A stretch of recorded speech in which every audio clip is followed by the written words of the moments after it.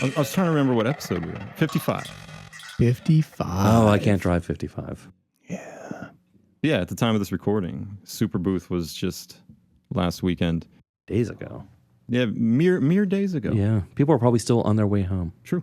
So before we get into talking about Superbooth, I just want to say that it was a really interesting time this time around, that we got to kind of experience it in real time with our Patreon subscribers. Yeah, That was really cool. it was.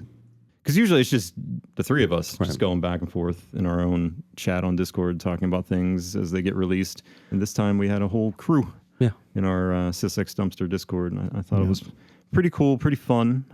Just wanted to give a shout out to everyone in our Discord. Absolutely. And a wide variety of opinions. I really appreciated that. I'm glad that it's not too homogenous. There's a lot of people that had different takes. Yeah, there was things brought to our attention that I probably wouldn't have paid attention to otherwise. Likewise. Because there was a lot this year. There was a lot of things going on. It's hard to keep tabs on all of it. And just a reminder to new listeners, people who aren't in our Discord, that you could spend $7,500 to get a Sarah Reed coaching session on how to use a modular or instruments, or you could spend $5 and join the Sysex Dumpster Discord. Wow. What is that, And, 0.75%? Like it is.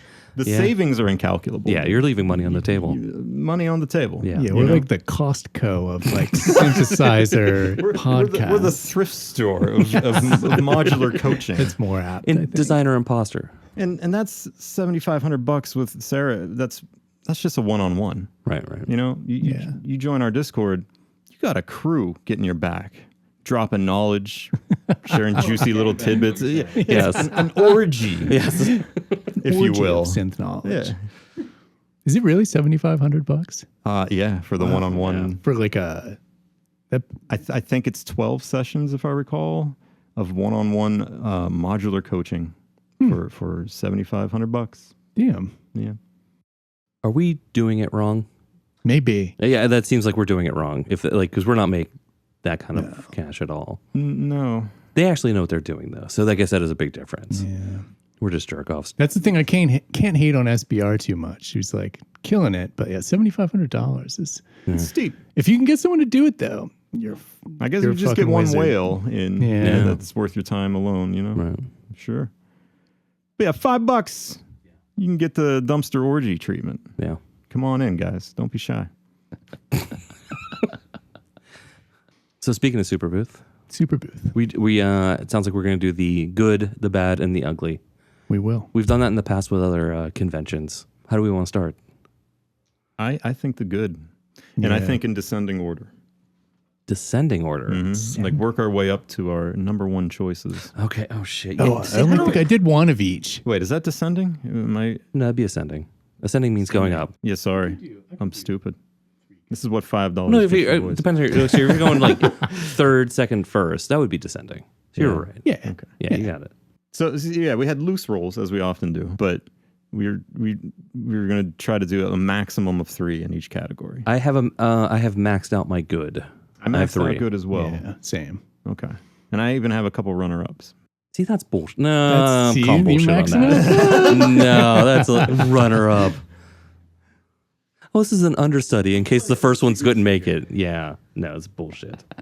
I reject your understudy / runner up / sitting on the bench, the bullpen, whatever metaphor you want to use. I had a couple things that I didn't have a lot to say about, but I felt like was worth mentioning.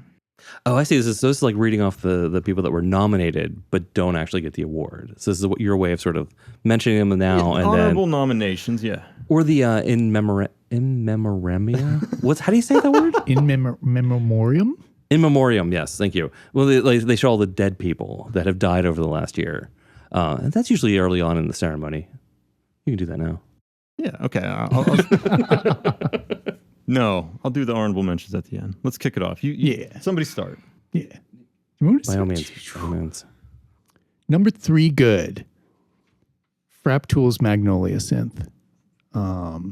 Poly synth. Beautiful looking synth. Main thing seems to be like through 0 on the oscillators, which I don't think I've ever seen on a poly synth before. And at first I was like, oh, that's like, I don't know, looks this type of way. But then I heard the demos of people using it and I was like, fuck, that sounds good. Like they made something that I've never quite heard yet.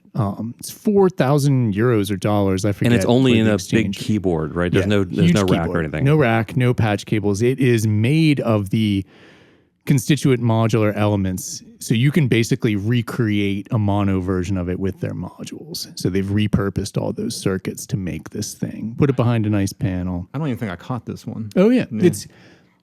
It doesn't look like their typical it's like dark white. blue. It's like white, creamy white type thing. Big synthesizer, kind of reminiscent of the Udo Super 6 or Gemini a little bit design wise. But I've always thought they produce top quality stuff. I like their mixer system forever until I got the Exelon. It looks cool. I think if you're going to spend $4,000 on a polysynth, that's going to be a pretty big contender. Yeah, thought it looked rad. So it's a good number 3 for me. Yeah. Nothing that doesn't give me much gas. It's very expensive. Very expensive. I don't think I'm in the realm of getting that, even if I wanted a polysynth, but looks good. I think they have good engineers. Looks rad. Yeah. Nice. Yeah. Kicking it off. All right. Yeah. Greg, would you like to go next? Sure, I'll do number 3. And this might be a surprise that is my third and not higher up on the list, but the Erica Synths Hex Inverter drum machine, or Hex Drums. Hex Drums, yeah. Drum machine. It's an all analog drum machine that consists of all of the previous Hex Inverter drum modules. It's the BD9, which I had the modules at one point, so I was excited to see them all in a drum machine.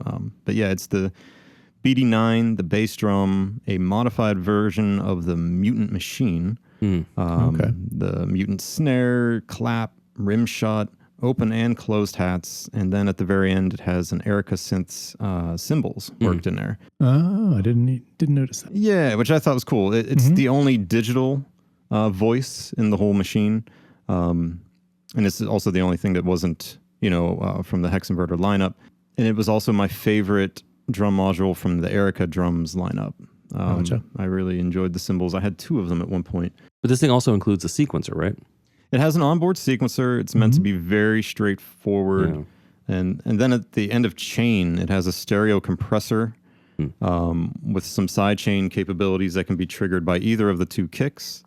It has an overdrive circuit, which comes from the Hex Inverter hot glue optical distortion circuit that was on there. So that's a nice little flavor at the end of the chain there. Those are stereo effects, and supposedly the whole thing is stereo, but there's no panning capabilities. Interesting. Gur didn't get too into detail with it, but he was saying like the panning, the drums are kind of already pre-panned in some ways, similar to older analog, drum machines. Okay, I was going to say that would make no sense if you couldn't pan it. Right. Yeah. So curious what kind of stereo field that can create, but I was happy to see that the distortion and the compression were all stereo, because the hot glue was not. That's one reason. That was like one of the only ones I never bought, and because it was mono, but I had the rest. Forgot that was mono. Yeah, it's weird. The reason why it's lower on my list, because I am kind of hyped about it, is the fact that there is not a single CV or trigger input on the entire thing. It's actually kind of a deal breaker for me. Yeah, it's almost a deal breaker for me. I'm not sure. It definitely put me on the fence as opposed to like being an instant buy. Right. Because some of the sounds that I heard sounded really good. Yeah. Those are great modules. It's a great machine. It's just not having something that's modular, no longer modular. Really hard to get excited about. The back of that thing should look like a beehive in my mind. I completely agree. Just all ins, all outs. Yeah. I completely agree. There are individual outs for each drum voice, which is a nice touch. But there's definitely room back there for some trigger ins, in my opinion. I get it. Like they were saying, like it's meant to be hands-on, performative. And it's like, that's cool. But you're a modular company. Yeah. And you're you make modular drum modules and you're taking these from another modular company and working something that was already modular, you know, you remove functionality and putting it into a drum machine. Like, why would you at least not have trigger ends? It's like, you should understand how important that is and like how much more useful the machine becomes if it has semi-modular capabilities. Right. Yeah. Or at least like knob recording or automation or something like that, where you can get a little motion from it. I kind of hate that. Oh yeah? Yeah, I'm not super into motion recording. Like it's something I go back and forth with a lot on some of the, like my Electron stuff and things like that. And I'm usually a fan. I like that it frees up like a parameter that I don't have to do anything with live. Sure. So I like that it's being taken care of. I like CV, but I can get not having it. But not having trigger ends is what really blows my mind. Or output from the sequencer. I guess if you're making it under the assumption like, oh, I'm going to make something that's like a 909, which seems like it is in spirit. Yeah. It's like that doesn't have any inputs or triggers or anything like that. I believe you can send the sequencer out via the MIDI out. Oh, MIDI though. Yeah. So at least there's that. Still weird choices. Yeah. I agree.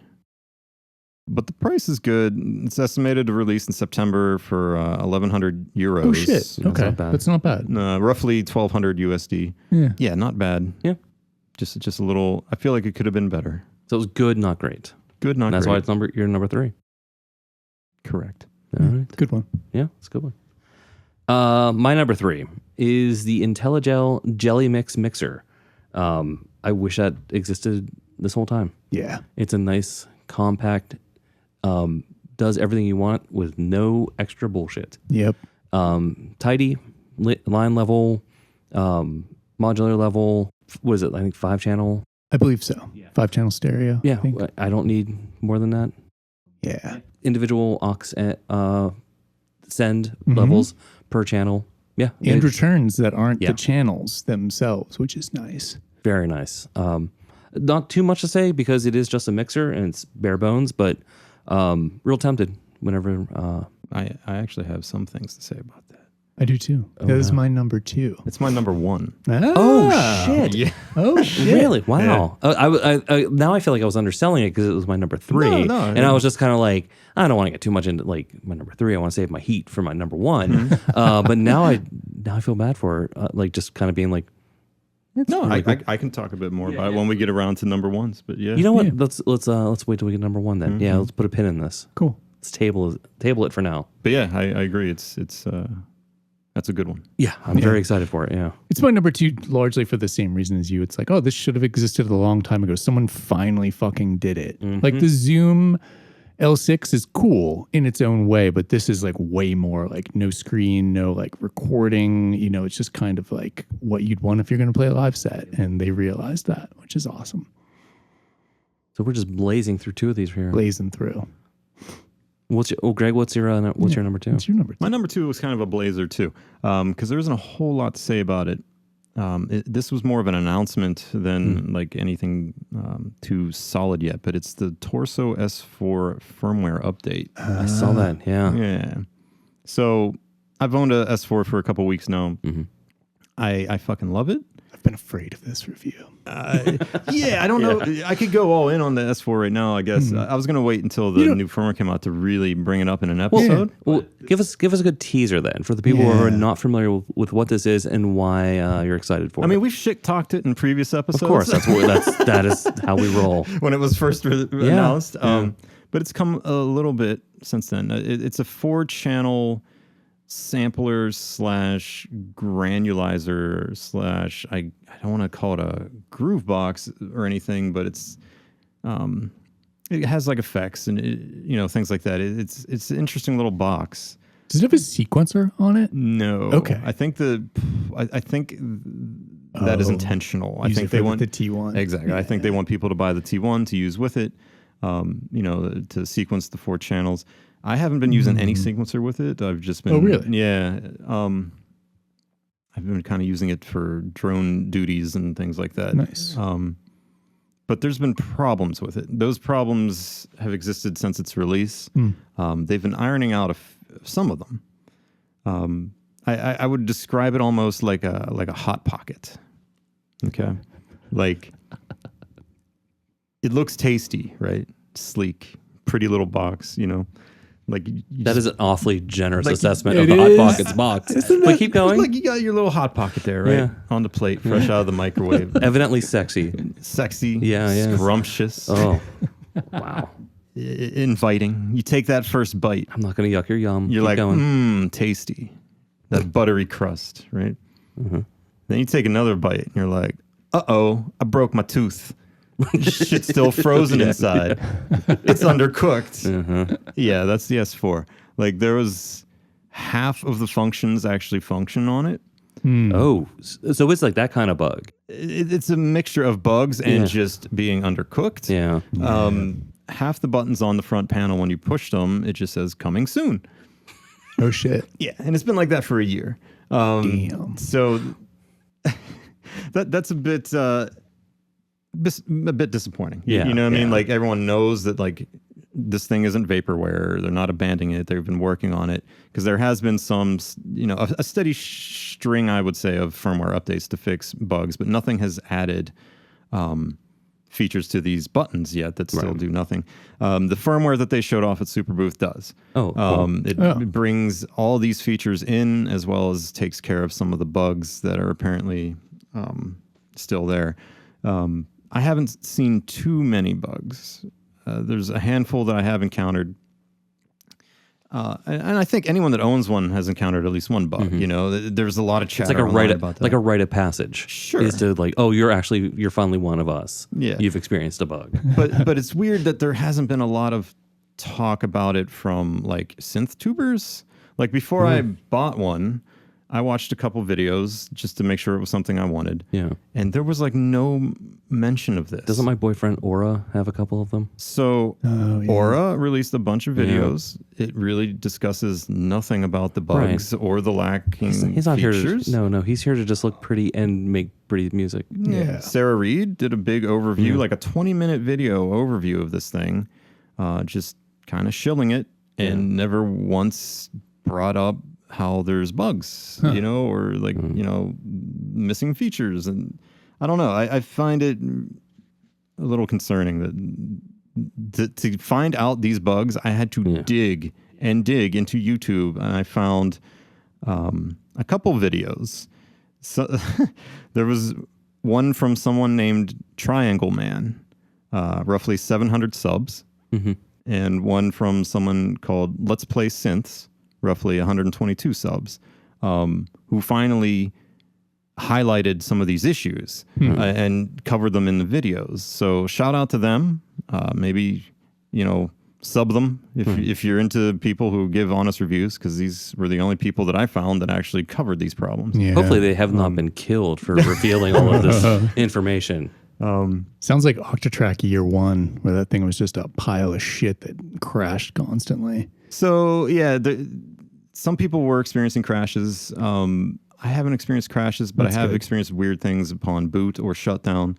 And like it doesn't bring back the project upon restart as it's supposed to, from what I know. Oh, damn. The crusher effect can start this weird feedback loop that won't stop making sound until you turn it all the way back down. Little things like that, So, but the firmware they showed off is supposed to fix most of these issues. It brings all the functionality that people have been waiting for these buttons that do nothing currently.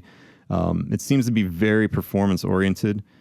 It adds scenes that you can do now, like lots of scenes. Oh, that's cool. Yeah. You can set any parameter anywhere, lock it to a scene, bounce to another one. Can you morph between scenes? I don't know if you can morph through them. You can manually punch through them. I don't know if you can like control the changing of the scenes with an LFO or any of the onboard modulation. But that's the problem. That's why I was going to say I was going to breeze through this, because I don't know exactly yet. It's not out. The new firmware is still beta. They said hopefully within 2 weeks it'll be released. Like one of those buttons, your review is coming soon. Yeah. I do see Tony Sturgeon using it live, and I would think he wouldn't use it if it crashed on him at some point. So sure, it seems to be usable to a degree. I really want to use this thing live. That's the main reason why I bought it. So yeah, I'm digging it, and I'm happy to see that this firmware is going to cover a lot of these issues, and I hope it really does come out within 2 weeks because I'd love to give it a shot. I mean, is there any way to sign up and get like the beta or test of it? Like get it a little early? I don't think so. Okay. I did contact them and I asked if any, because right now there's only 2 play modes. There's tape mode and there's poly mode. And I wrote to them explaining how I think it would be amazing if they could introduce a slicer mode. Ooh, yeah. You know, to be able to drop slice points at transients, things like that. Yeah. They replied back and they said they have also been wanting to do something like a slicer mode, and that it's what's the word?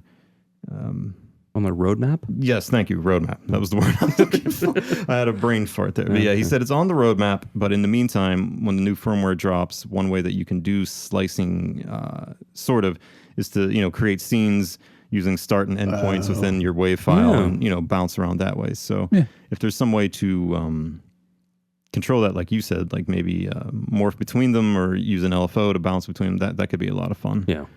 Could really start breaking up some beats, I guess. Yeah. You'd have to be a little meticulous with it. Right. As you're not, you know, it's going to be tricky to line up the transients and stuff manually, but. I know you're going to give a full review, but what's the thing about it that you like the most right now? I think the interface is amazing. Yeah. I'm not a big menu diving person. You know, I hate menus.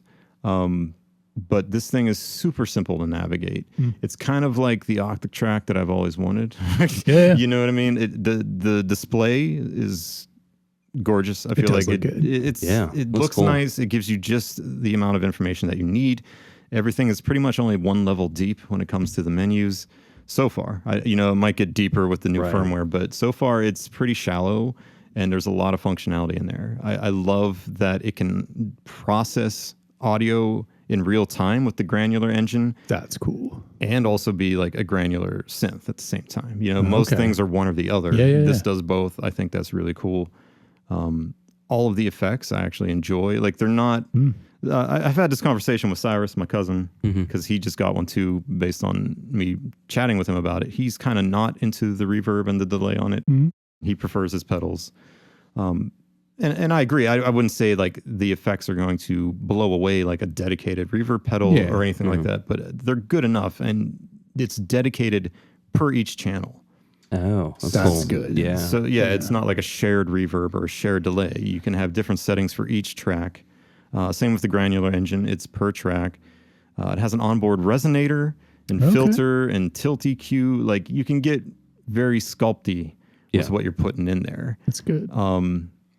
And you can get kind of mangly with it, you know. Like at first, it doesn't have to be pretty. It doesn't have to be. That's what is really impressing me with it. Like I got it because I thought, oh, this has potential to do some really pretty granular, layered drones, some spacey stuff, some atmospheric stuff.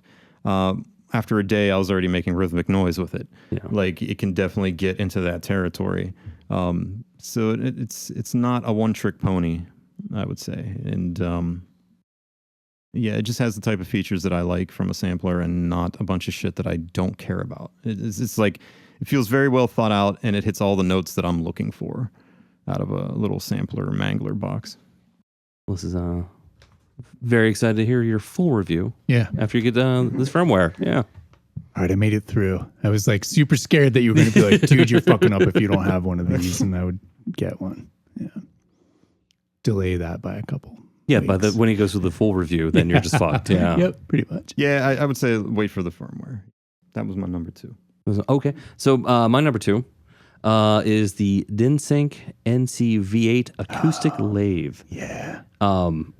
So I, for my one label, I put out stuff as lathe cuts. Yeah. The last 2 10 inches were lathe cuts, and the idea of having something like that at home and just being able to do it whenever I wanted, or being able to do it for other people, like the convenience of just making physical lathe records whenever I want is incredibly fucking appealing. Yeah, that's a game changer. Yeah. Like I said in Discord, I couldn't think of anything more Dave. Yeah. I honestly thought that would be your number 1. The reason it's not number 1 is it is slightly more than I can justify right now. Price wise? Yeah, price wise. Which is? It's around $2,000. Around $2,000 is what the estimate was, without turntable, of course. Right, but yeah, I actually have a turntable that would be perfect for this because it's not actually plugged in right now. What do you think about like a group buy? That would be cool. You know what I mean? Yeah, because I know people have done that with like 3D printers. Exactly, and it's worked out really well. So I was going to use that as a comparison too. But yeah, having multiple people being able to cut their own records and do independent releases, be willing to share the cost of investing in this thing. Let's put a pin in that because I really like that idea, and that may actually move this up to number 1. Yeah, I would be really into that. Yeah, because I think it's awesome. And other lathe cutters, or when I looked into this, were wildly more expensive than this. Like this is a not cheap thing to do. Yeah. So the fact that they're making something affordable, from what I can tell, it looks like it's making good records. It's not super hard to use. Like it's checking all the boxes. It's really just like, oh fuck, I can't.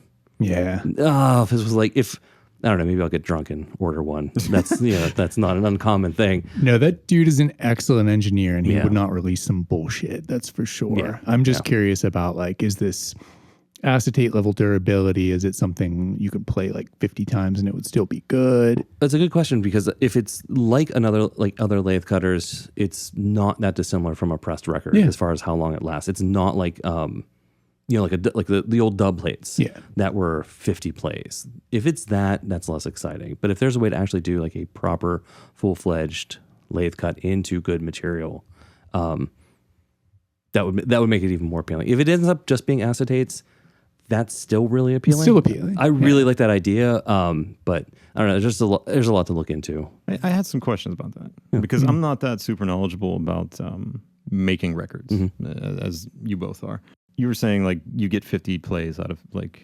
Well, that's an acetate. Right. That's the one that's like really flimsy. So what happens after 50 plays? Because I was talking about this with Allison because she was curious too. Like, does it kind of just get quieter like a cassette, or does it just become unplayable? It just stops being unplayable. The grooves basically... It flattens out. Yeah. Okay. And they'll tend to separate, so you'll get some weird distortions. It's you'll know when it's going. Mm-hmm. Yeah. But that's because it's cutting into pretty flimsy material. It's really quick to cut, and those are not designed to last very long.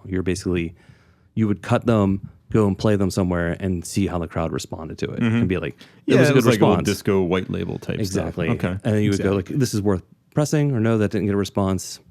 Well, you only made 50 of them, or you only made a couple of these acetates, and they're gone. Mm-hmm.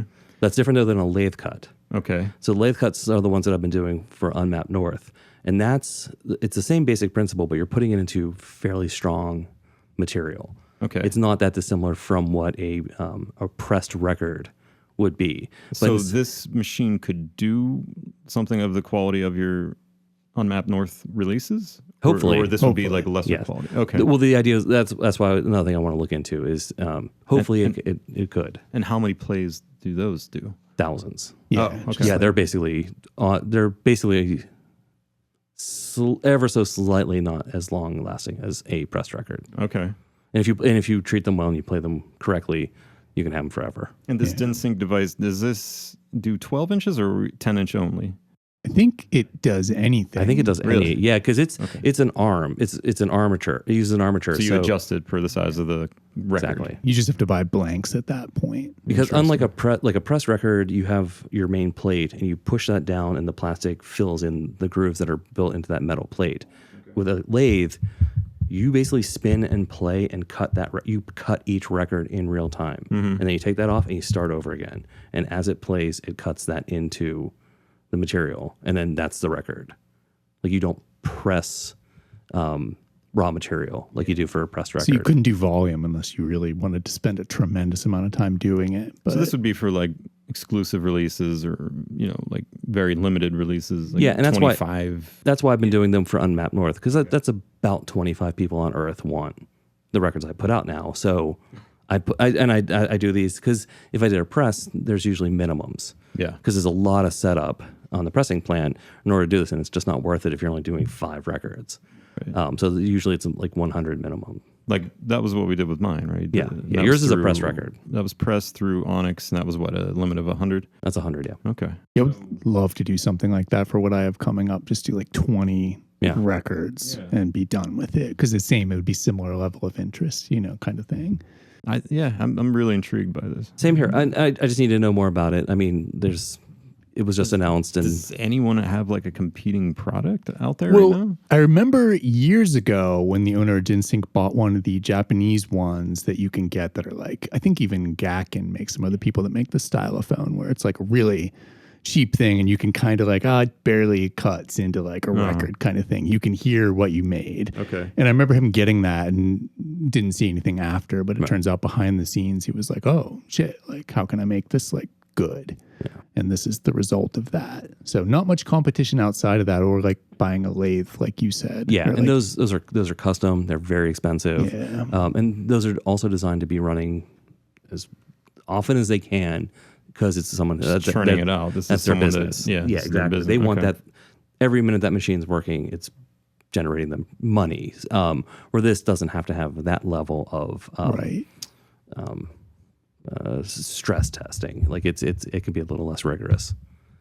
I think it'd be cool from the perspective of an artist, as somebody who wants to perform with records only, to make like, loops on records and do stuff like that. Like the whole thing is super intriguing to me in that way. Yeah, like we were saying, like the white labels, like those were usually utilized by DJs or someone that is going to be performing with records, a short period of time or whatever.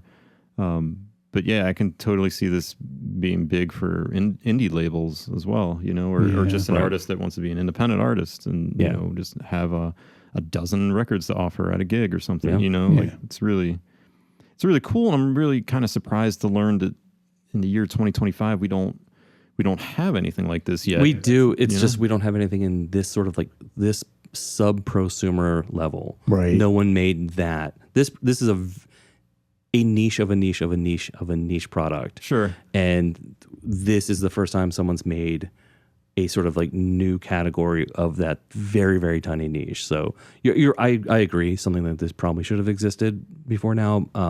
But I do also get it. Like, it seems like it could be a real game changer. Mm-hmm. I hope so. Yeah. If this is as good as it sounds on paper, I think this could open up a lot of people doing different stuff. And like you said, using records in different ways. What's it called again? I think we should. It is. Oh yeah. Sorry. It is the Ginsync NC-V8 acoustic lathe. Okay. That was my number 2. I guess sometime this summer. Yeah. 2000. Yeah, I'd love to see it. Yeah, same here. I'm going to look more into it because I'm genuinely curious about it. I may have more words next time, and who knows? I might get drunk and buy one. We'll see. You and I are both in that category. I was like, I would call you up and be like, if you don't do it, I'm going to do it right fucking now. All right. So we are now moving on to numero uno. Ooh, number 1 in the good tier. This is it. This is the gold. All right. So this one, I didn't expect to be wanting a piece of software from Superbooth, but the GRM Tools Atelier, which is super exciting. So GRM Tools have been around since the 90s, basically. It was kind of, Pierre Schaeffer, is that correct? I think started Ina GRM and however long ago, doing some of the first Music Concrete stuff. So this software has been popular since the 90s for doing granular things like comb filtering, some sample stuff. Like, I wouldn't be surprised if at some point you came across some GRM. It sounds familiar. Like KVE audio level, like you probably just picked it up one day. Yeah, you shoot a couple names of plugins at me. I don't know. It's like a whole suite. It was a suite of stuff. It's like a whole environment, which this is too. Now, the cool thing about this is that 2 years ago, Matthias Puch, I'm butchering the name, I'm sure, who wrote all the Parasite stuff, took over the lead development of GRM Tools. So this is the person who made 4 milliseconds ensemble oscillator, topographic delay. So I didn't even know this until they released this, that he's been working there since 2022 building this. And I checked out the demo video and it sounds fucking incredible. The UI looks great. It's kind of a similar model to this is a whole environment that you work in. You can use it as a plugin now. I don't think before it would process input. I think you had to put samples into it and then get your shit out of it. But for this type of stuff that I like to do, I'm super intrigued. Matthias is also a fucking wizard who has done all these beautiful things with DSP. And it should be like 150 euros and out in, where do I have it? September. Downside, for some, Mac only, which I think is the way GRM Tools has been in the past too. So I don't think there's a Windows release or a Linux release coming. Linux. I was talking to somebody who says Linux, and I like kind of stuck in with me. I don't want to say Linux. Even Linus doesn't call it Linux. Yeah, It's Linux. It's like we know the name. We know the eyes of the name. But yeah, will be shocked if I don't get a copy of this when it's available, just to be able to fuck around with it a bit. The demo looked cool. But yeah, I'm really excited for that, honestly. Nice. There wasn't, to be honest, a tremendous amount of modules this Superbooth that I came away from it. No, there wasn't. Not that there wasn't cool stuff, but nothing that really appealed to me too strongly. Nothing in my top 3 is a module. Same. You know, kind of weird. But yeah, that's my number 1. I can't wait to play with it someday. That sounds awesome. Greg, we already discussed your number 1. We already spoiled a bit, but I could elaborate a bit. If you go on, go for it. Yes. Yeah, my top pick was the IntelliGel Jelly Mix. As you guys were saying, it's a 5-channel stereo mixer. Why is that my top 1? It's just a mixer, right? Boring ass little mixer. But wait, there's more. There's not more. I'm just obsessed with mixers. As I think I've discussed many times over the years, I love mixers. You know, especially ones that can be used expressively or add character to a sound and things like that. Don't know if the Jelly Mix can do that. I asked on the Mod Wiggler forum because I saw that IntelliGel was making comments there. Yeah, they've been active on there. They have, and it's pretty cool to see. I wanted to know exactly how much gain you could get per channel, and is saturation available, and will this bring things up to modular level and be able to attenuate them back down? Good if question. I wanted to use one of those, stereo send returns to route through modular without the need of an input-output module taking up space. That's in a my great question. rate. Yeah. I haven't heard back from them yet. Maybe they won't answer, but that is something that I would like to consider. That would be awesome if they did that too.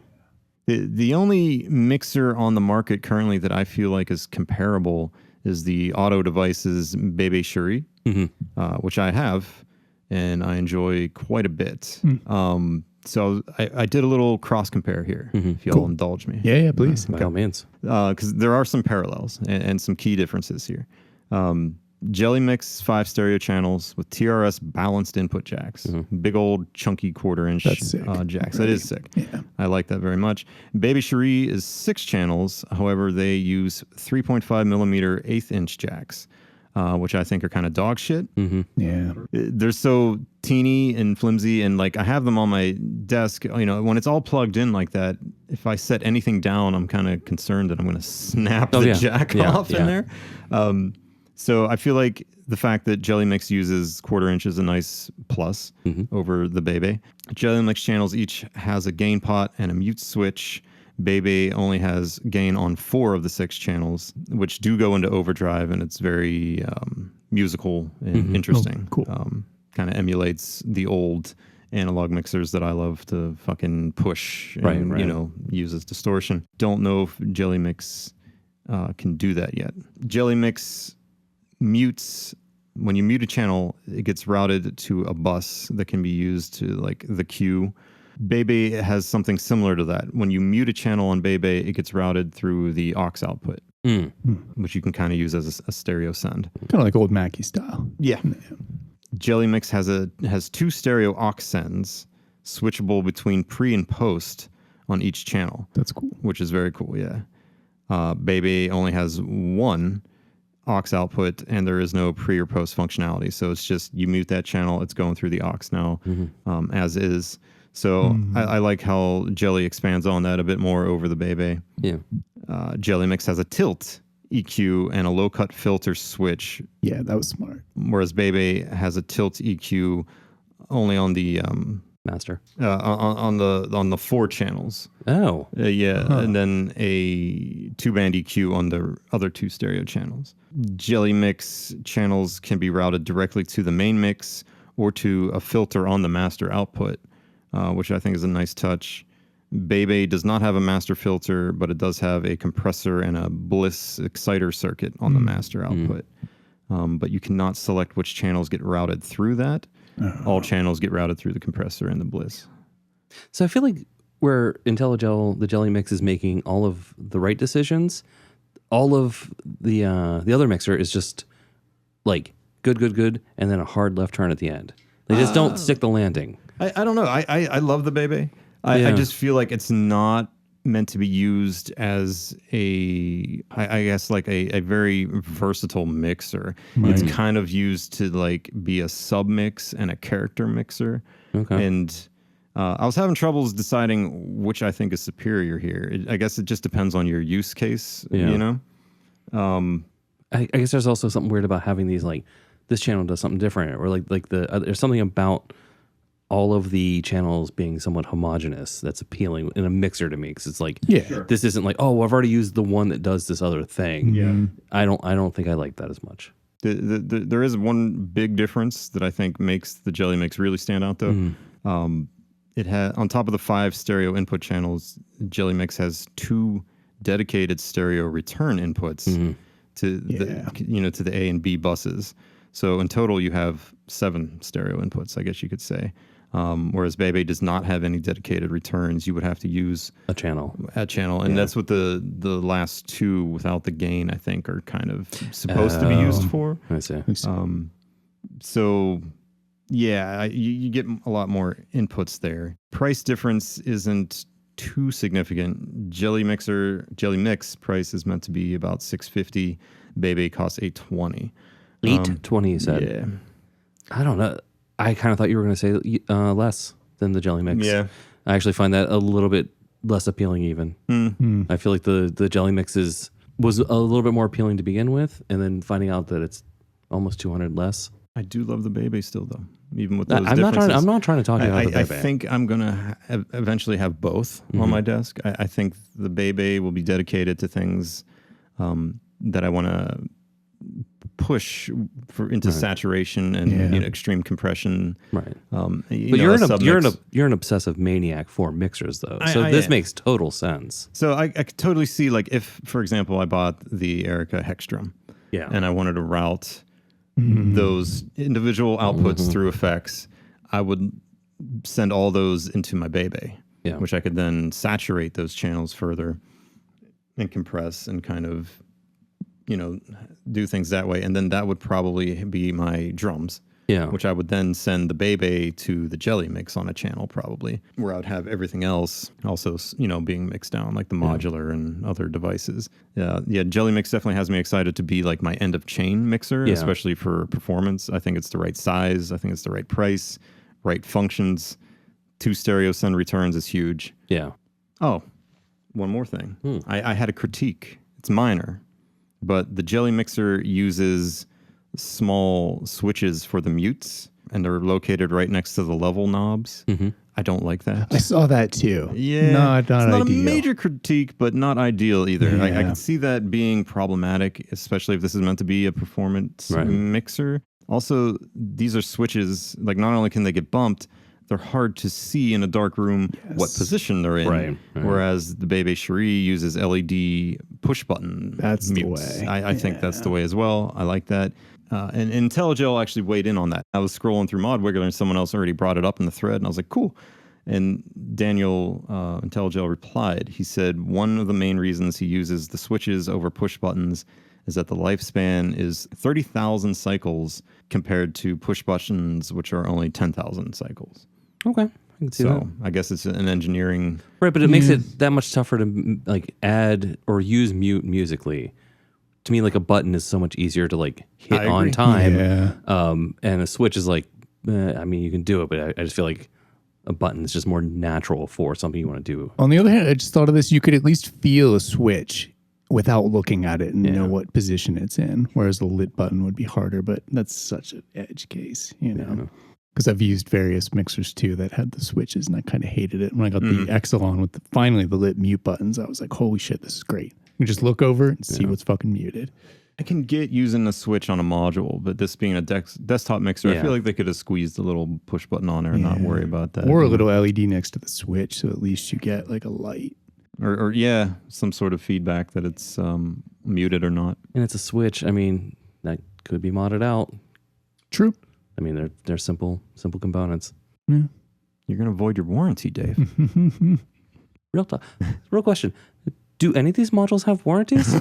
That is a fair question. I don't think anything has I've never thought to look into it. I assume like my Polyand tracker has a warranty and I haven't violated it yet, but I just assume everything else didn't have one. I think some people do a year, but that's about all you'll ever see. Never really looked into it.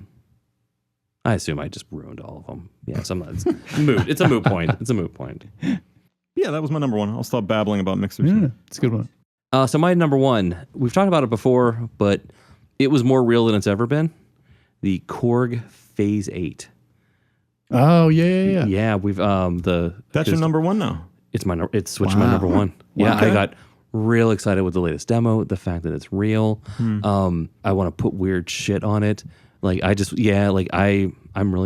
have flipped on it. Nice. Wait, what is that grin? I'm gonna have some conflicting views. Yeah. Wait, what? I'm on the same team, dude. No. I'm on the same team. Really? Yeah.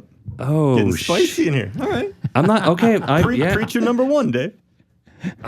No, I'm flabbergasted because I now know there's a roundhouse kick to my face here soon. So I'm not committing so much to this. I'm going to back away and just go. No, it just forget we said anything. No, come on, swing. That's not impossible. That's this not is your possible. number one. No, it's what we had talked about in the past, but it always seemed like it was an experiment, and I don't fully. I gave up on it ever being a real thing. I was like, this is not going to be real. What a cool idea. Maybe there'll be like a kit that it mimics it someday. The fact that it actually turned into what appears to be a product that I can actually use at some point, and that's what switched. A big light went off in my head of like, this is no longer a theoretical weird thing that I can use. It's real. Did they have a release date though? No, but they had more than just a prototype enclosure and box. It didn't look like a janky product. Yeah, they claim that they're done with it, yes. Basically. I was wondering if they would ever put it out because they've been working on it for years now. I mean, maybe I'm just I've been fooled again. I've been hurt again. I love too much. I don't know, but now that I know you guys are going to shit on it, it's very hard for me to say nice things. This has really put me in a weird spot. Well, don't. No, you know what? No. You know this has been in my top 3 for years. Right. Yeah. So I'm infinitely more curious about that than any here's something we talked about already. I'm leaving it there.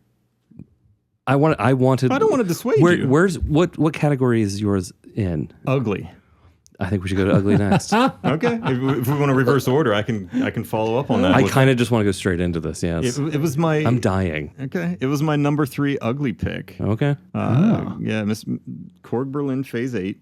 Yeah. I'm surprised on both ends right now. I'm curious to hear what you got to say.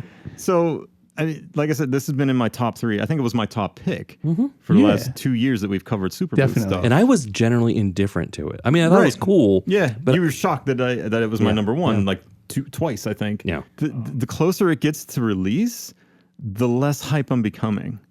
I feel like I liked it more when it was in its earliest stages. I liked the look of it first off. A couple years back, even though clearly that was a prototype, right? I liked the kind of strange industrial look that it had, and it looked like an instrument. Yeah. Last year's, it started to look more complete. This year, it looks just kind of plasticky and kind of toyish in nature, and almost like it's just going to be another novelty Volca box. Wow. So okay, I will say that aesthetically, this is not where I thought they were going with a product. I agree. I think they could have leaned into the metal material nature of this instrument and made it they're not going to make it a fucking throbbing gristle box. It's on. But that's what I wanted. Right. But 2 years ago, he was holding it up to an amplifier and resonating the feedback and shit. And I'm like, that's fucking awesome. This year, they're putting rocks on it. Yeah, but see, that's what I'm excited about, though. Okay. I think functionally, it is that thing that's exciting. I kind of didn't give a shit about the case or the enclosure. What was exciting about the enclosure was that it was going to be more than one. Like this is move past prototype. Sure. To me, how I'm going to use it is exactly how I would 3 years ago when it looked cooler. I don't know, because I feel like because I'm not just the look aside. Like I don't like the white plasticky case, but whatever. Like aesthetics aside, I don't like how the resonators look now.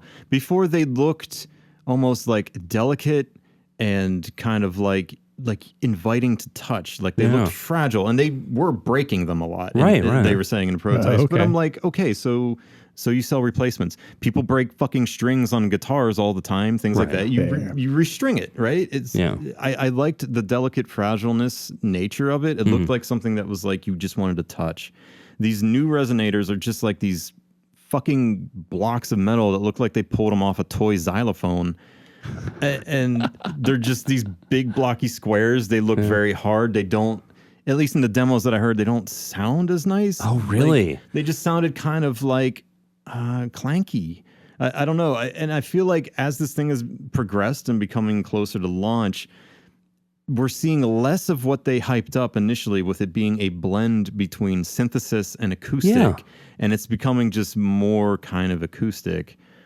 Oh, see, I thought that I didn't get that vibe. I think that it seems like there's still a lot of that teethy synthesis going on.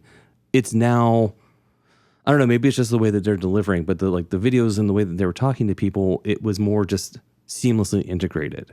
Okay, is the impression I got that that this is not. I feel like it's lost some of its character. Yep, that was my impression too from the videos that I saw. I was like, first, put another fucking rock on it, why don't you?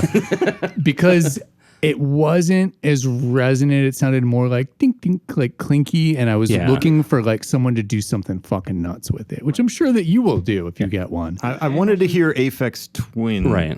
And instead I was hearing like I don't know, nothing that I couldn't already do with rings, I guess. Sure. You know what I mean? Or one of those, what's the little piano? Thumb piano with a contact mic. Kalimba, yeah. And that was the thing that I didn't want. When I first saw it, I was like, that's not interesting. And that as more and more of like the synthesis aspect of it was sort of revealed and everything, that's when my interest grew. And now I feel like this is the culmination of that path. Okay. And I hope that's the case. I think I am going to try to get one. We'll see. I want you to get one. I want to see what the deal is. Yeah, I mean, I'm probably still gonna get one too. So, but I'll let you get one first. I will. I've lost a bit of interest. It's at least in these videos this year, like I felt like it sounded a bit more one notish and kind of boring, and it felt like the people doing the videos even seemed a little bored with it this time. They're like clink clank clink. Oh, hold on. Here's a rock. Like here's, you know what I mean? And now it's a muffled clink clank clink. It just wasn't blowing me away. I wanted to hear like feedback and resonant overtones and harmonics layering up. I just chalked that up to this is now becoming a product. We got to sell it. We got to there's a exactly. It's going into that mode. That's kind of disappointing. But the thing is that I don't think the functionality in the past. I don't think that's been sacrificed. I hope it's not been sacrificed. Right. I think that just the delivery now is. Maybe I'm just being too critical or had a jaded view this year. No, I think it was the videos we saw were largely like people at Superbooth using it for the first time too. Yeah. And I would hope they didn't ruin it because the designer behind it, dude's brilliant. Yeah. So I would hope they didn't like totally kill the thing on the way to making it shippable for thousands of people. And if that's the case, then I will get it and I'll be disappointed. And I'll let both of you know so you don't get it. But I hope that's not the case. One thing I was confused about, I didn't know, are there like outputs or is it just like you will mic this thing and it's it's totally output. Yeah, it's outputs, dedicated outputs to it. Yeah, I missed that. Okay. The videos didn't highlight the changes very much. Like there was a lot of people that wanted to talk to them about it, but not much explanation, which was kind of aggravating to me. Yeah. And there was no Sonic State video that I found of it this year. Like most of the videos were the little stand outside. Yeah. So maybe that was also hurting my impression of it because it wasn't the best recordings. But what I need is like the Sonic State quiet room coverage of this thing. Like deep fucking diving it and covering what has changed since last year. Plus him going all over it. Like his reviews are thorough. So was there a price on it too? I didn't see that either. I didn't see one. I don't think they've released anything like that yet. least not as of today. I think they did say early 2026 release. Okay. I think I heard. I could swear that they said they were trying to keep it below 1,000.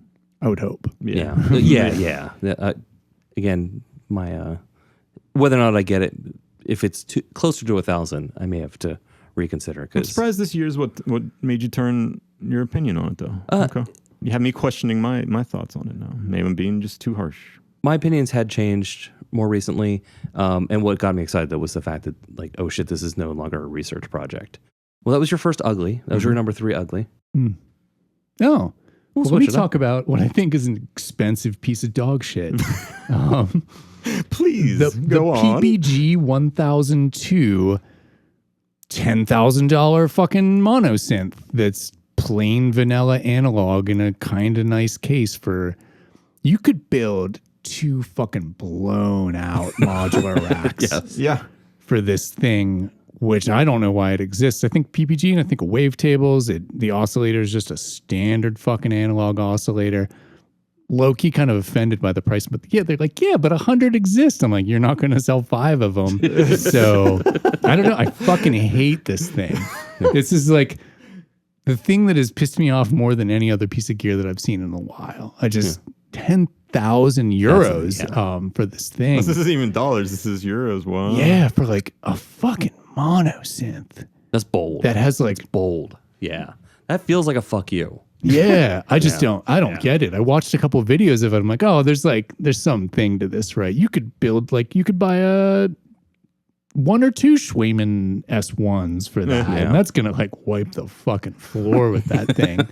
I just don't get it. I don't know. I totally missed this too. I'm glad we've all picked out, different shit for the most part. It's kind of... Well, going back to what you said, there was a lot of stuff there, and there was a lot of people covering it. Yeah. So there was Superbooth 2025 in YouTube was a lot of videos. And there was a lot of stuff that dropped at the very end. Even the person, Vlad, who made the Waldorf M for Waldorf, he's got a new synth that he's been talking about on Gear Space. I always forget what it's called now. Yeah, I don't.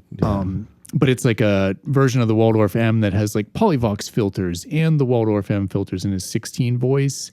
And like, I'll check out whatever he's working on because that dude's brilliant. But long story short, there was just a lot of stuff that came out on like the last day, it seemed. And he had problems with the prototype, couldn't get it to work polyphonically at a point. Like it just wasn't happening demo-wise. But yeah. That was your number 3 ugly? The PPG? Yeah. Yes. Yeah, actually, that's like just my main, like, that's my number one bad. Fuck off, I really just didn't like it. Yeah. I've gotten ugly, though, too. We can talk about that. So we're an ugly? We're an ugly.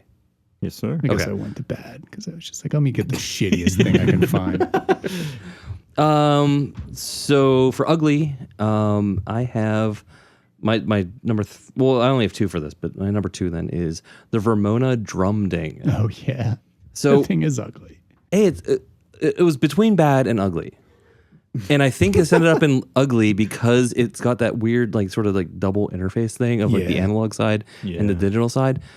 So like I'm like, okay, let me check it out. And like the first sentence, like the opening thesis of like the drum, like the analog drums and then the digital resampling control sequencing of it. I'm like, oh fuck, that's kind of clever. By the end of every video I watched though, I'm like, so you made this the most complicated, convoluted, difficult workflow you could possibly imagine. It is just like, it's ugly, but it just looks like no one's going to want to do this. No one wants to do this. Right. Which is funny because they make one of the most upfront, easy to navigate analog drum machines that exist. Yes. Yeah. Or modern ones, I should This say. is the opposite of this. This is like this is like everything that we threw out as a bad idea, we then picked those up, swept them up on the floor, and threw them into this weird Frankenstein thing. It was a prototype case, but the rest of it, I was like, no. What a weird workflow, though. So you actually got to hear it. Yeah. I don't even think I did. I watched 2 videos, and it was just people talking about how it's prototype. It's prototype. It's prototype. The prototype. thing, talking about features that may or may not exist. And I was like, when am I going to hear this thing? Like, I'd never once heard like a recording of it, either. so I gave up. Yeah. I think there was. Oh God, I think I heard the sound. Yeah. I was so blown away by what a convoluted workflow this thing was. Yeah. So that made my ugly. Because it's ugly. It's ugly. I think maybe next year it'll make my bad. So if it gets out of prototype phase. Yeah. So Greg, what's your number 2 and or 1? My number 2. I kind of feel bad throwing a little bit of shade at this thing. I don't want to seem like I'm shit talking the synth. I'm just talking about this one from a visual standpoint, which is why it's an ugly. Yeah, it's an ugly. It's the Uranograph by Clank. Oh yeah, same here. You got that on your list? That's my number 1. Yeah, that's your number 1. That's my number 1 ugly. Yeah. Well, I don't have much to say about it, so I'll let you have your number 1 on that. But you know what? Go ahead. I'm curious to hear. I have like 2 sentences written down. I said it looks like a weird mutated version of the Soma Terra. Literally shittier Terra is what I have in my notes.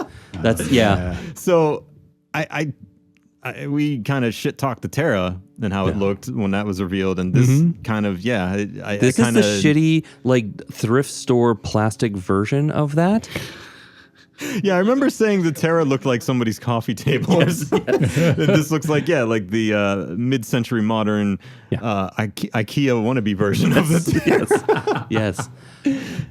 And its touch plate, pressure synth, mono synth. It does seem very well thought out and designed. Yeah, I don't want to seem like I'm knocking the engineering on this. That's why, same here, because that's why I moved it to my ugly and not bad. Yeah. I think there might be something there. Sure. It seems very expressive. Yeah. And someone who can actually play instruments will probably very much appreciate the design on this thing. It even has an onboard lamp, things like that. Like it's very... Oh, I didn't catch that. Yeah, it's very well thought out. It's very well engineered. But just aesthetically, it just... I did not like. So it looks like when you go to like the thrift store and someone has like, remember the old battleship, the electronic battleship? Yeah. Where it was not just like the little pegs you put in and it had like it was a really shitty plastic case. There was stuff you were supposed to put in it, so there was just like giant holes that were not filled in and knobs, and like it sat in your lap. That is the vibe I got from this thing. It looks really, like a dollar store Millennium Falcon. 100%, yes.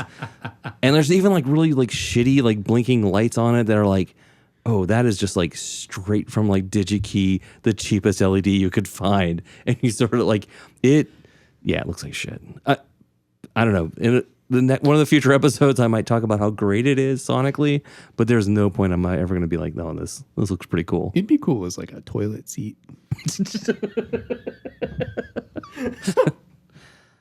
Holy shit. Well, on that note, let's move on to Nick. What is your number 2 ugly? I've only got one more, and I kind of feel bad about this in a way because I love their other shit, but the polymaths just didn't quite sit well with me. My polymath is in my bad. Yeah, it's actually my number 1 bad. It's kind of a bad ugly for me. Like, I kind of get where they're going. I want to see this whole new universal synthesizer system come together. I look at that thing and like multi-mod made a tremendous amount of sense. I got it immediately. I was like, oh, this is what I want to do. And this is like a version of multi-mod. The fact that the one control just sweeps through which channel it's going to output. I'm like, I don't know why I would use this kind of thing. The fact that they're integrating like an LFO with the slope generator and having it affect it, that's cool. You can kind of patch that up in a way already. I didn't see a demo that sold me on it. Like Walker is great at using those synthesizers, and sometimes the sounds were cool, albeit kind of messy in a way. I'm curious on the whole about this whole system at the end of the day, if it's going to be musically useful. Right, because so far it's been multi-mod, Jumbler, and now this. Yeah, and they've gone like downhill with interesting to me. I have the exact same. That multi-mod is great. I got one. I used the shit out of it. Same. It instantly found a place in here. And Jumbler I didn't get because I'm like, I don't feel like I need it. And polymaths, I put it in the bad because I was like, first off, this seems like a lot of overlap with the multi-mod and what this is offering. Maybe I'm getting a little caught up on it having maths in the name because I'm like, this isn't what I would want in a math. No. Like this isn't maths plus plus, or this isn't like an improvement on it. This seems like a massive step backward as a maths. And why would I get this over a multi-mod and then I control to a greater degree what that goes in. And like you're saying, I'm not fucking around with trying to figure out what out it goes to. I'm orchestrating in the multi-mod this system of outputs, and I'm dialing that in. Yeah. Polymath, it seems like it's their whole use of those outputs seems bonkers to me. I don't think it doesn't make as much sense as the multi-mod did. And then chaining two of them the way he was in the video, I'm like, why would you need like that much? Well, it's $900 for one of them. Oh my God, I did not see that. Yeah, it's $899. So the idea of getting two of these is not tenable. Like, that is not a solution. It is wildly expensive. I'm glad you mentioned that. That is fucking bonkers to me. And I really like their shit now. I have a lot of their modules and they're great, but that one just really seemed like a miss to me. I hope it doesn't affect them trying to sell those, because damn, at that price too, for something that doesn't solve a bunch of problems I can think of, I don't know, man. I mean, I'm sure the maths in the name is going to help it. But and similarly, the new Universal synthesizer system, I like this idea. I think they're on the right track. This one, though, is just like, you got to steer this back. Yeah, unless when this all comes together, like I said, this is like, oh, that piece obviously needs to be there. Right. Then I don't know. I mean, I guess if like whenever the voice or the oscillator comes out, that ties into this, you're right. This may change that tremendously, but until it happens, I don't see a place for this in my. Yeah, because the whole thing with it seems to be you get 8 presets in a way, or 8 ways, like you can communicate across modules and have them scan across 8 different possibilities, which part of me can see that. But again, I'm like, is that going to be useful at the end of the day for people? Like, is this the next level, or is it just like another technical level they came up with, So, yeah. Well, I already talked about my other ugly, which was the Clank Uranograph. So I'm out. Greg. You're out of ugly? Yeah, do you have one more ugly? Same. Oh, I got a good one for my number one. What you got? Our boy's back. Dieter Dofer showing off his big stick. Oh, I noticed that too. Yeah, dude. Okay, what is this? Okay, let me back up. So, Sonic State covered Dofer's booth. Yeah. And Dieter's bringing the noise this year. He had a bunch of things to show off, right? Some of them actually looked good. Little sequencer's cool. Yeah. The little sequencer's cool. Yeah, I was going to bring that up. But the video, this is like a 20-minute long bumbling mess of a train wreck with like his example patches are like going off the rails. Dieter at one point didn't know if certain features were even available yet on certain modules that he was showing off for the firmware. Love it. At one point he goes, well, it's a very complicated module. The website has the details, which I cannot tell you. That's amazing. Yeah, and like even the Sonic State dude's kind of like giggling as this 20-minute train wreck just keeps going further and further off the rails.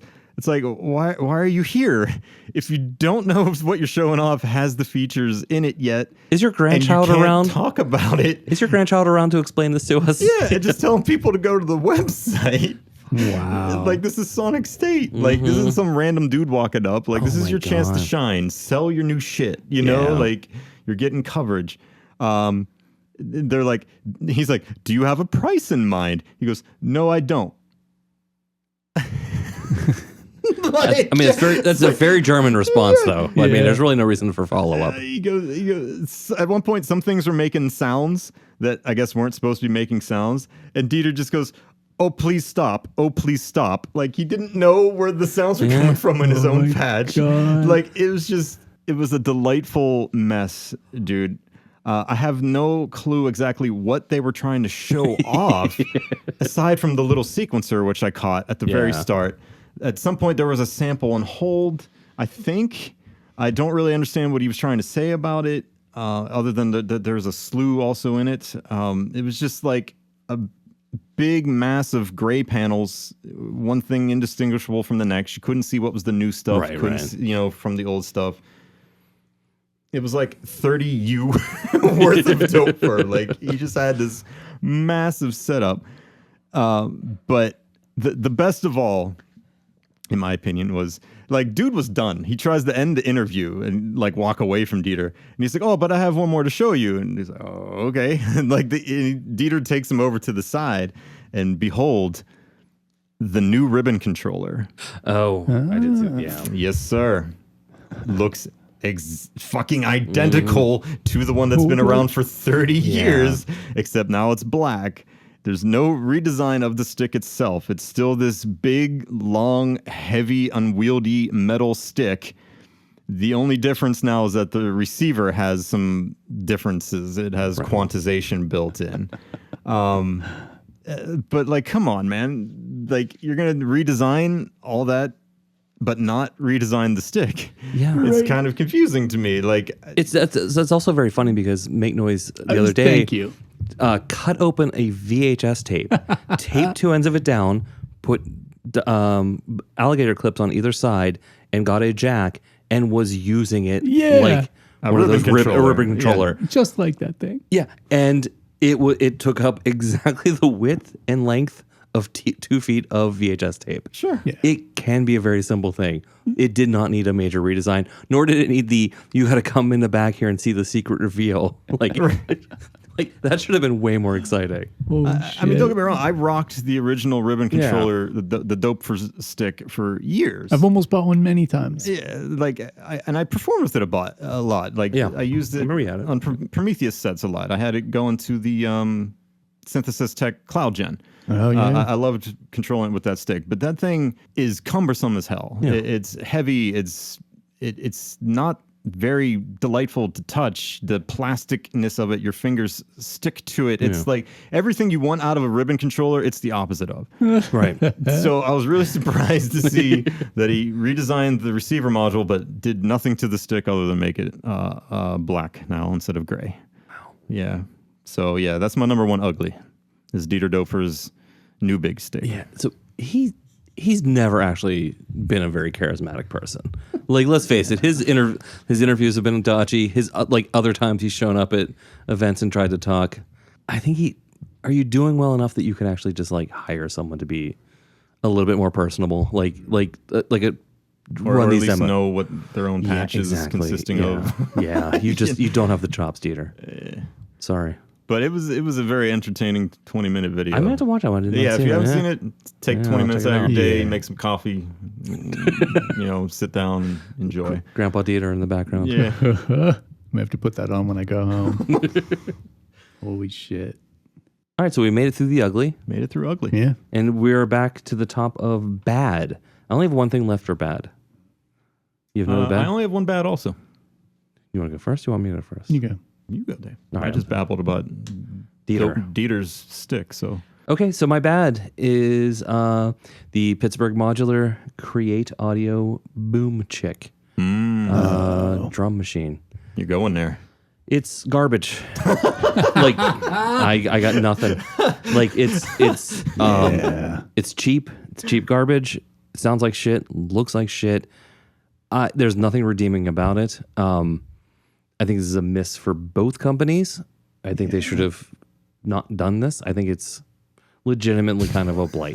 Yeah. This is a waste of good circuits. I forgot they even introduced that again, because the first time I saw it, I was like, oh my God, I can't believe this. And luckily they dropped the mixer at the same time, because I was like, oh, this at least has some utility. But fuck that drum machine. Speaking of the mixers, some people I noticed online were trying to bring that into the fray of the IntelliGel and the Bebe. And no. I don't think so. First off, it only has 2 stereo channels, which just anymore. That's a big miss. Yeah. I think that's called assembler. Yeah. Yes. Yeah. I think that is just bad, but like sort of off to the side. Like I'm not going to get it. I think it's a miss. This is actively shit. Like this offends you. Parts are precious. I don't think they should be wasting any component on this. I think it's that bad. I think it's literally every other drum machine on earth is a better choice than this. Yeah. 100% misstep. Yeah. So that's my bad. I mean, honestly, I don't think it's worth getting into.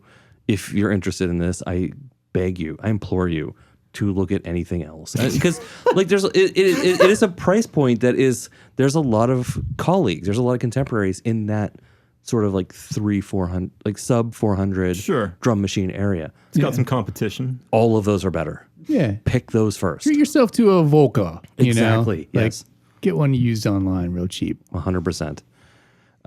Yeah, I think it's actively bad. I forgot about that thing. I'm glad you brought it up. Yeah. Ugh. That's my number one. Greg, what is your number one? So if you didn't catch this video, similar to the Dope for video, I strongly recommend this watch because I don't think my words can do it justice. I'm talking about a thing called the Mosaic drum machine from a brand called Beatboxer. What? I completely missed this.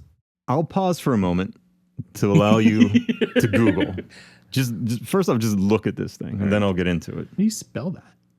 Mosaik. Oh my God. From Beatboxer. Oh, the one with the steps around it. Yeah. Oh, yeah. Yeah. Oh, shit.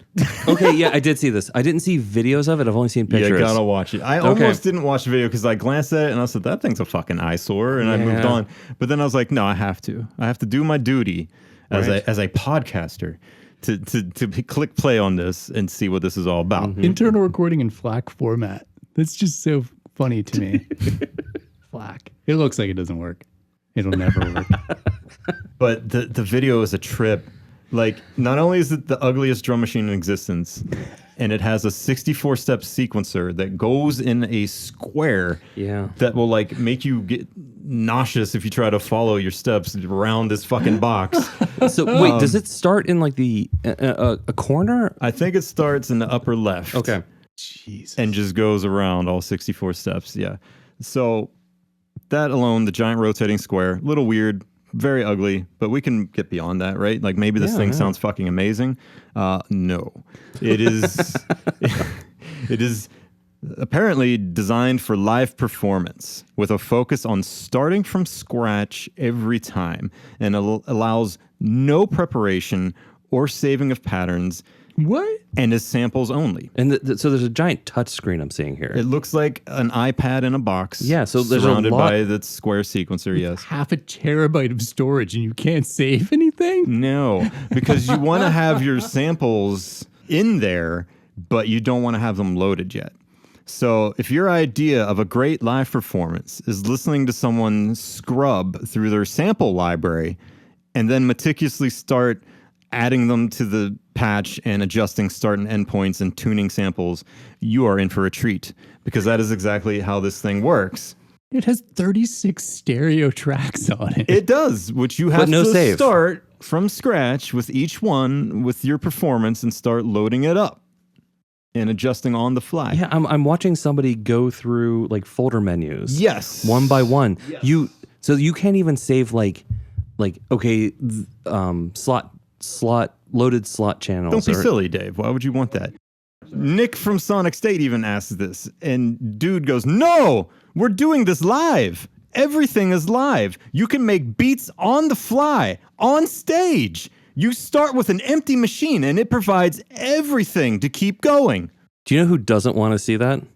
Everyone in that audience. Yeah. They kind of want you to have brought at least loaded samples. I have no clue if this dude has ever used a drum machine before. Yeah. Or performed in front of someone. Like, all drum machines can be performative, right? Yeah. Like, all of them can be starting from scratch to some extent if you want to. You have to kind of decide what level of scratch you're wanting to perform from, but you should at least have the option to save presets or like start from something. Like the idea that I'm going to sit here, you're watching me go through doing menu. This live. You're watching me like go he's through yelling menus. this at Nick. Like he has it blasted.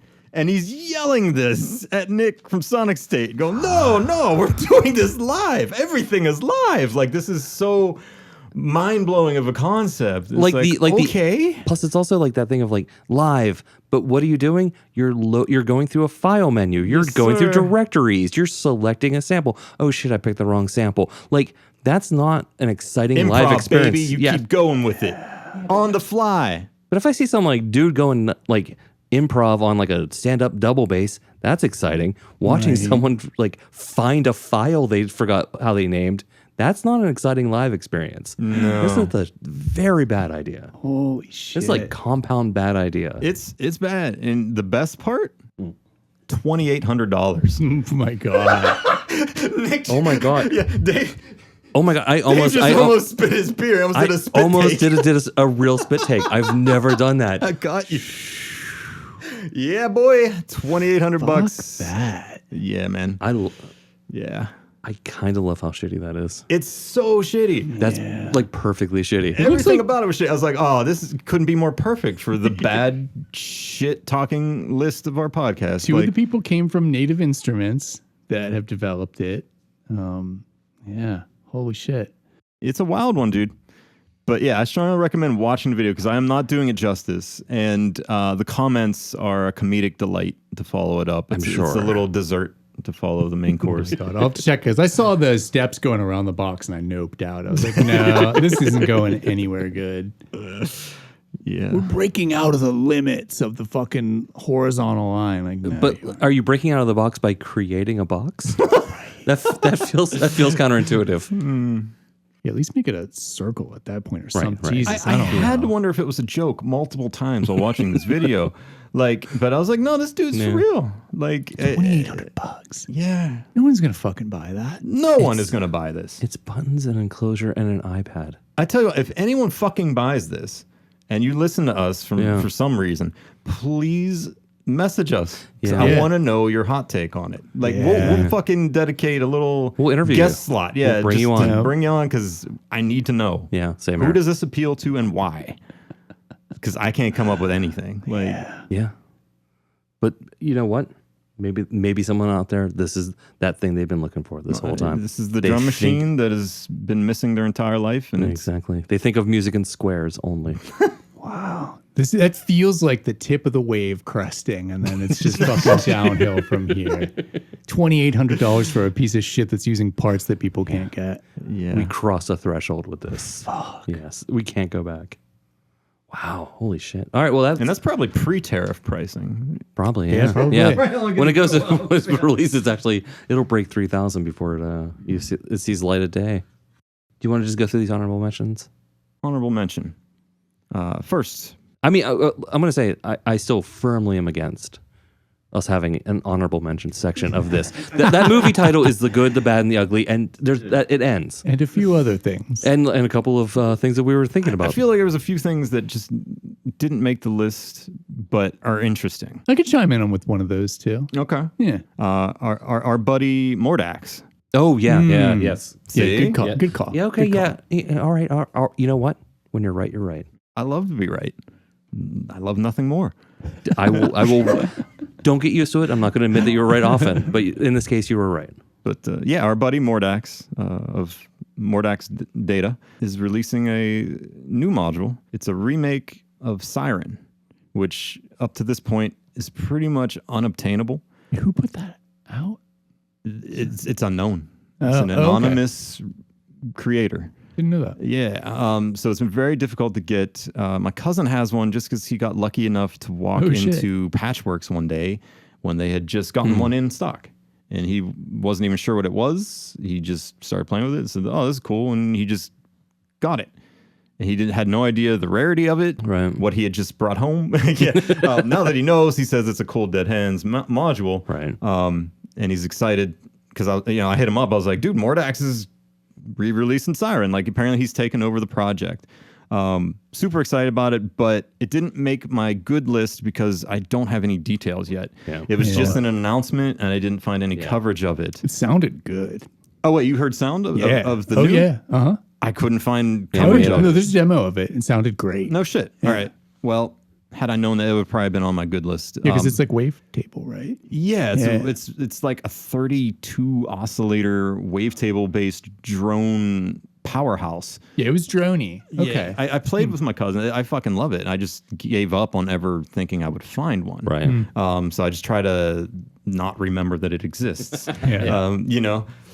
But yeah, it's apparently going to come out now through Mordax, which is very cool. I didn't hear the sound, and I didn't get any details about like what has changed with the Mordax release compared to the original, but I believe Sonic State or somebody wrote that there was some changes being worked on. So yeah, more DACs. If you're out there listening, you need a couple jerks to beta test this shit. Nudge, nudge, wink, wink. I am a professional QA engineer. There's a lot of experience here. Yeah, we can definitely do this. We'll write up good bug reports. Work in a timely manner. I'm very picky about wavetables. I would love to play with one. Hit us up. Hit us up, dude.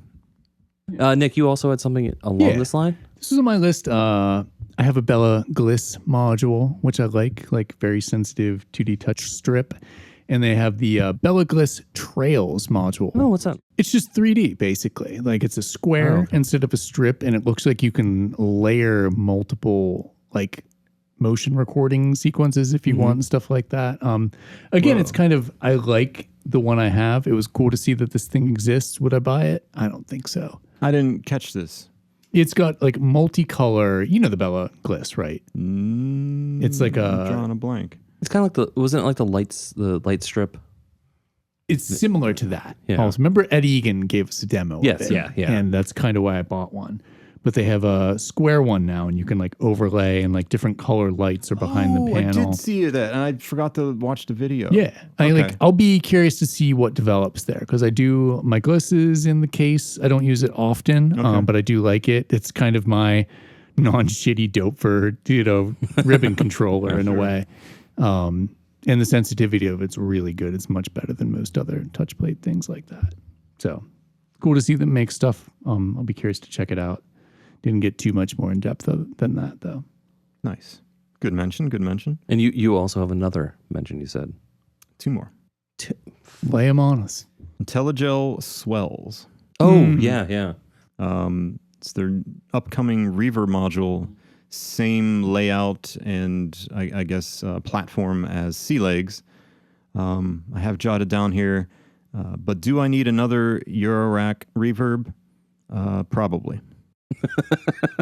Seems interesting with modulation. It reminded me of the Verb in some way, where it seems like it's not really meant to be your conventional end of chain set and forget reverb. It looks like it's meant to be kind of modulated and, to do weird mutating otherworldly reverb type shit. Right. So it has my interest. But the footprint of the Sysex is pretty big. It is. So this would also be equally as big. Yeah, it looks same kind of format. Yeah. Yep. So that's a lot to dedicate to that. I hear what you're saying about end of chain because I heard a demo of it and I was very underwhelmed sonically, but there wasn't a lot of modulation going on. But that's also how I felt about Verb, which I just sold to Blarg. Shout out Blarg. Yeah, I wasn't impressed with the demo I heard, but I want you to get it so I can know if it's good or not. I will likely be getting one. Excellent. Do I need it? No. No, I think I'll probably get it. I think you do. Did you get Sysex again? I've been contemplating it. I've been torn between that and I'm drawing a blank. No, the make noise delay that I had at one point. Mimiphone. Yes, thank you. Cold Dead Hands. Yeah, I like them both, and I'm kind of torn between which one I want to get in my live rig now. I love Mimiphone. It's the only delay that I have in my rack right now outside of FX8 because I just love that fucking thing. Not that I don't have love for Chronoblob 2. I just had a space issue, and I ran out of space and had to move something. I was like, Mimiphone's awesome. Very nice. Last honorable mention, WMD Scorpion. Oh, okay. Good call. Yeah, I did not dive too much into that yet. I watched a video. I really wanted to like this thing. But that's probably going to be a pass for me, but I felt I would still need to mention it here. Yeah. Just because I'm very into distortions, and I feel like WMD has made plenty of my favorite ones over the years. They get you. They do. Yeah. Is it the price? I mean, the fucking price, dude. As much as I love wave holders and distortion, and do I need $1,000 wave holder? Oh, fuck. That's very expensive. Yeah. No, I did not see that. I mean, it's a big, beefy module. It's a big, beefy module. The interface kind of, I don't know, it's a bit much. Yeah. It's like almost too much. For what it is, and the price is way too much. That's way more than I thought it was. And it's mono. That's the real killer. Like if it could process stereo, maybe consider that price acceptable. But that I am priced out at that point by far. That is like twice as much as I would be willing to spend. That's out there, man. So yeah, I don't know. Just wanted to mention it. But you haven't written it off entirely, but not entirely. But I don't think there will ever come a time where I'm willing to justify $1,000 on a wave folder. Yeah. Have you ever used an XPO? Make noise stereo oscillator analog with wave folder? I've played with one. I've never owned one. That's like probably my favorite wave folder I've ever used. Yeah, I mean they're good with wave folders. Like they know their shit. Mine is the Mind Phaser as a wave folder, and it's beautiful. Like it's because I haven't had like a ton of them. Like my last favorite one was the Microfold from IntelliGel. Like I really got I got a lot of use out of that one. Then there was a bunch that were like didn't really hit for me, and now this is another one that I really dig. My favorite was 2 piston Honda Mark IIs splitting a signal to do like wave shaping in stereo. Yeah. While I had 2 of them, and I was really hoping that this would be able to do that type of thing. Yeah. But no, it's mono in. And I was like, Jesus Christ. Bummer. Yeah. But that's it for my honorable mention. Well, I mean, that's a pretty good wrap up. Yeah. A Superbooth. We didn't go this year. I think in one of the previous episodes we had talked about maybe thinking of going. Wasn't in the cards this year. Nope. Not this year. But I still haven't written it off. I would love to go. It looks like fun. Yeah. Just a bunch of nerds looking at nerd shit. But not this year. We just enjoyed it from afar. We do plan to go to KnobCon though, right? We do. I'm down. Yeah, I'm down. Yeah. So if you're on the fence about going to KnobCon 2025, know that we'll be there, and hopefully that makes you want to go a little bit more.